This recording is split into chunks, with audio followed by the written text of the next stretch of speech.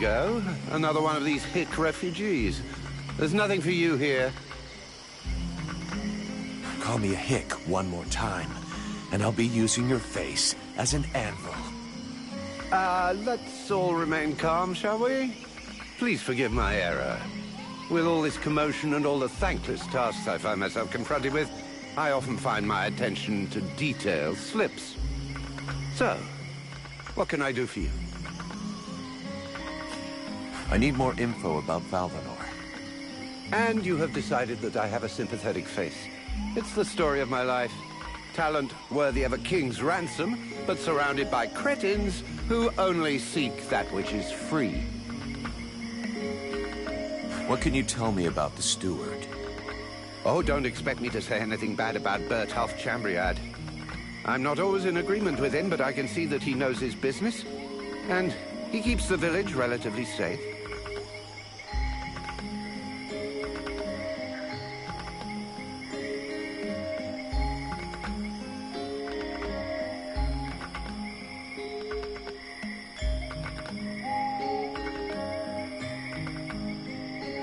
It's not often you see an elf blending in with other cultures. Are there many of you here in Valvanor? To my knowledge, I was the only one. That is, until Prince Arundel and his acolyte arrived. Does that pose a problem for you? Not at all. Well, it does for me. His Majesty the Prince of Imbeciles is going to bring us nothing but trouble.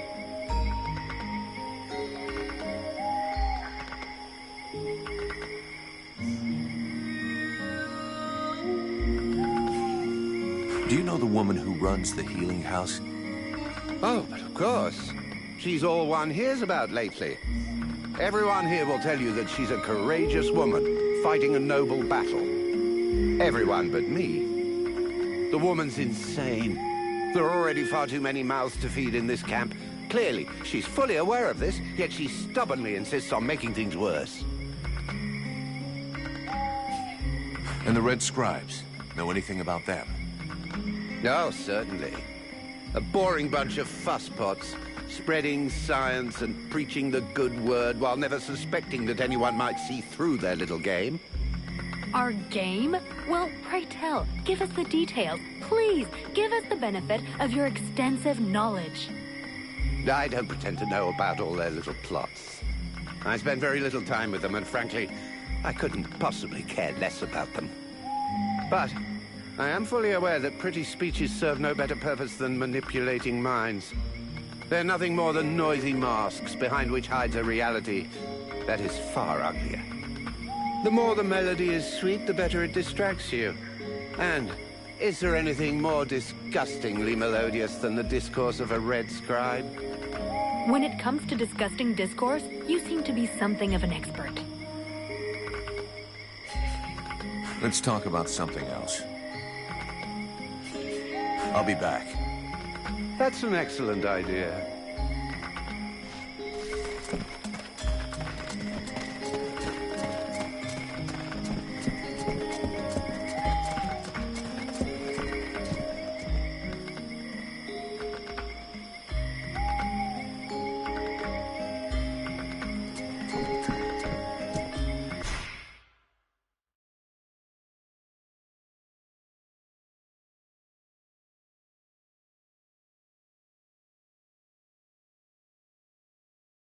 The swamp is our best defense. Happily, the wildlife are just as keen on attacking the Deadwalkers as they are the villagers.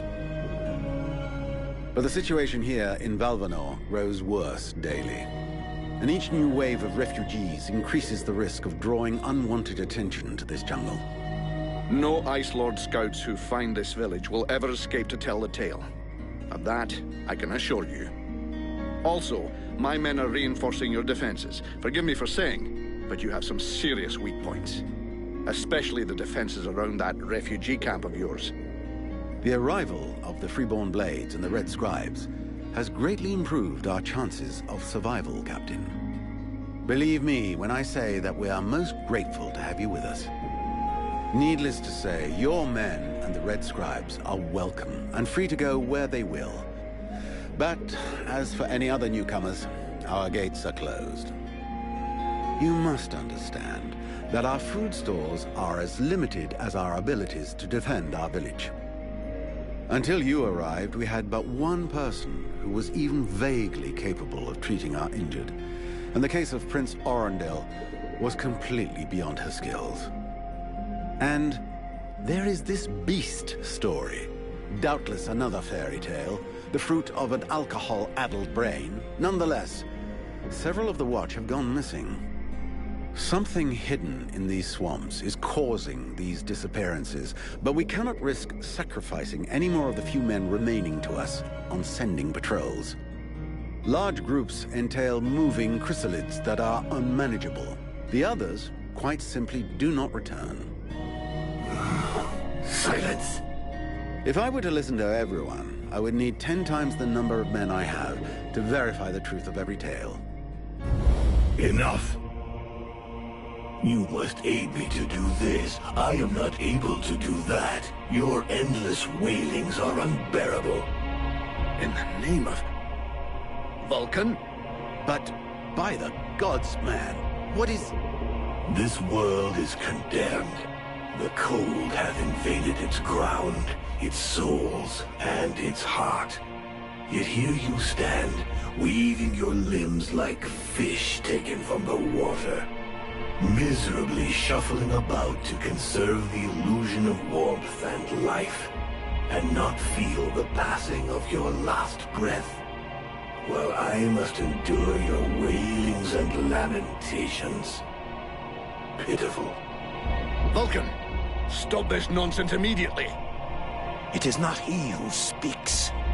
All doth fall to ruin about you. Yet you still bewail your loose bowels and vomitings.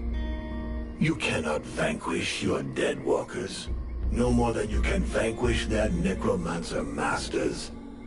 They draw their power from the very heart of the world. They drink it, they suckle it dry. Your only chance to cleanse what your own hath corrupted is to go to the World Heart and liberate it from its servitude. The World Heart is a myth. A forgotten fairy tale, no more real than dragons or dwarves. A myth. Continue hiding behind thy puny barricades, and thou wilt soon join thy myths and fairy tales.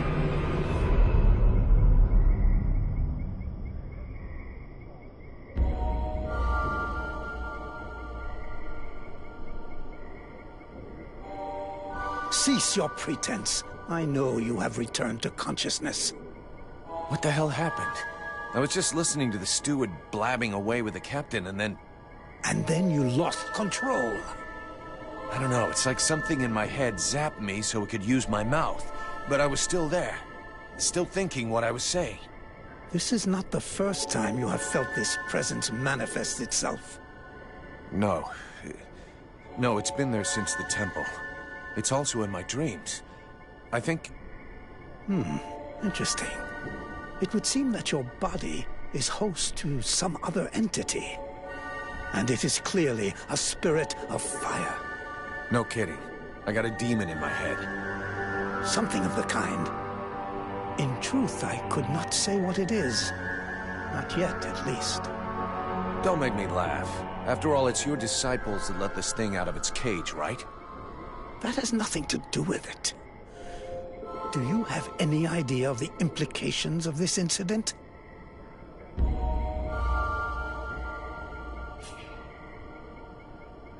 If it happens again a couple of days from now, they'll all start spitting and throwing rocks at me. I guess I'll have to watch out.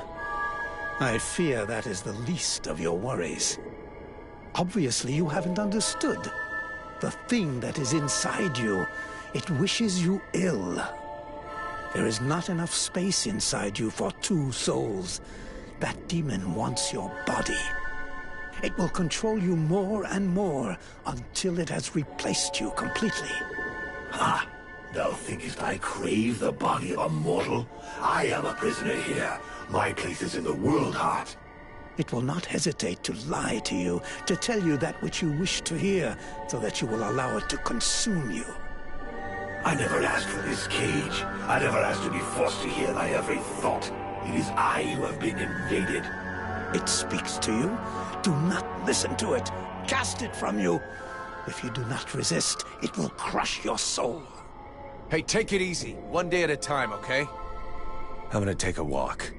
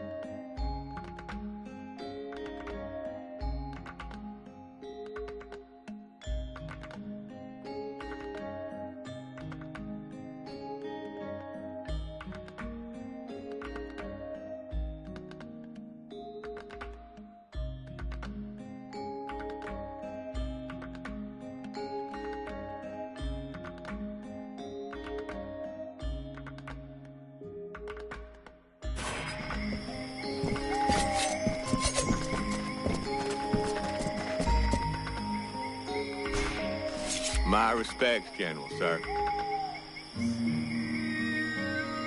Name, rank, and mission, soldier, and make it fast. Private Bumpkin, General, sir. Assigned to the Northwest Gate to prevent any intrusion, keep them monsters from getting into the village, General, sir. Private Bumpkin? Are you fucking with me? No, General, sir. That is the name Boss Guard Mason gave me because it's true. I am from the country, sir. I see. I would like you to give me some information about the village. What do you think of the Boss Guard? General, sir, Boss Guard Mason, he is a good boss. He is, competent and, Be honest, soldier. The one thing I hate is a liar. It's just I don't want any trouble, General, sir. You won't get any. I'm asking you this because I trust you, and nobody else will ever know. Okay, General, sir. Because the thing is, well, Boss Guard Mason, I guess I don't think he is a very good boss, General, sir. He insults us all the time and never shows us how to do nothing. He spends all his time drinking like a chamber pot instead of doing his patrols.